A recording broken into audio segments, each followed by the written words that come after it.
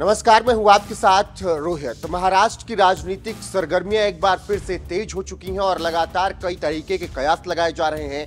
कहा जा रहा है कि जल्द ही एकनाथ शिंदे सरकार गिर सकती है और कोई दूसरा मुख्यमंत्री बन सकता है। लगातार खबरें आ रही थी कि अजीत पवार बीजेपी के साथ आ सकते हैं और देवेंद्र फडणवीस, जो कि इस वक्त उप मुख्यमंत्री हैं, वो फिर से एक बार मुख्यमंत्री बन सकते हैं। इन्हीं कयासों के बीच अब जिस तरीके से संजय राउत और उद्धव ठाकरे का बयान आया है, वो बता रहा है कि किस तरीके से वो खुश नजर आ रहे हैं और उन्होंने खुशी में ही अब एकनाथ शिंदे को गद्दार करार दे दिया है। जी हां, जिस तरीके से महाराष्ट्र में राजनीतिक सियासी माहौल मचा हुआ है, उसको देखकर शिवसेना नेता संजय राउत ने एकनाथ शिंदे की अगुवाई वाली सरकार गिरने के दावे के बाद अब काफी खुशी जाहिर की है। इसके अलावा उद्धव ठाकरे भी काफी खुश नजर आए हैं। उद्धव ठाकरे ने कहा है कि चुनाव कभी भी हो सकते हैं और उनकी पार्टी इसके लिए फिलहाल तैयार है। दरअसल संजय राउत ने दावा किया था कि एकनाथ शिंदे की सरकार का डेथ वारंट जारी हो गया है, ये सरकार अगले 15-20 दिनों में गिर जाएगी। इस बयान के बाद ही उद्धव ठाकरे का भी बयान सामने आया और उन्होंने कहा कि मामला हमारे पक्ष में आएगा, उसके बाद कभी भी चुनाव हो सकते हैं। उन्होंने बीजेपी से सवाल किया कि क्या अगले साल भी सीएम शिंदे के नेतृत्व में ही चुनाव लड़ा जाएगा। ठाकरे ने तंज कसते हुए साफ कहा है कि जिस तरीके से बीजेपी ने धोखेबाजी करके हमसे सत्ता छीनी थी, अब कुछ उसी तरीके से उनके साथ भी चीजें होने वाली हैं। और इसके अलावा उन्होंने एकनाथ शिंदे पर जमकर तंज कसा है और कहा है कि एकनाथ शिंदे जैसे लोग जो कि गद्दारी करके पार्टी तोड़कर दूसरी पार्टी में मिल गए और सरकार बना ली, अब उनका भी हिसाब होगा। इसके अलावा आपको बता दें कि सीएम शिंदे और बागी नेताओं का जिक्र करते हुए ठाकरे ने कहा कि उनकी पार्टी और समर्थक यह सुनिश्चित करेंगे कि देशद्रोही राजनीतिक रूप से खत्म हो जाएं।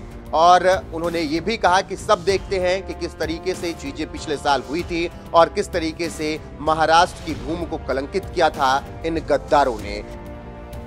इसके अलावा आपको बता दें कि पिछले साल एकनाथ शिंदे शिवसेना के कई बागी नेताओं को लेकर अपने साथ चले गए और वो असम पहुंचे। वहां पर उन्होंने पूरी तरीके से प्लानिंग की। इस बीच उनकी बीजेपी के बड़े नेताओं से बातचीत हुई और इसके बाद एकनाथ शिंदे ने तय किया कि वो बीजेपी के साथ जाकर अब सरकार बनाएंगे और फिर महाराष्ट्र में सरकार बनाई गई और अप्रत्याशित रूप से एकनाथ शिंदे मुख्यमंत्री बन गए, क्योंकि उम्मीद जताई जा रही थी कि देवेंद्र फडणवीस ही मुख्यमंत्री बनेंगे, लेकिन उन्हें उप मुख्यमंत्री बनाया गया और एकनाथ शिंदे को मुख्यमंत्री बनाया गया। इसके बाद उन्होंने बीजेपी के तमाम नेताओं से ऑफिशियली मुलाकात भी की, उसकी तस्वीरें भी सामने आई और इसी के साथ एकनाथ शिंदे ने ऐलान कर दिया कि बाला साहब ठाकरे के जो विचारधारा थी वो उसको साथ लेकर चल रहे हैं। और उद्धव ठाकरे, संजय राउत ने उससे समझौता कर लिया था। एनसीपी और कांग्रेस के साथ जाकर उन्होंने सरकार बनाई थी, जो कि गलत था। बाला साहब ठाकरे के विचारों पर ये आघात था।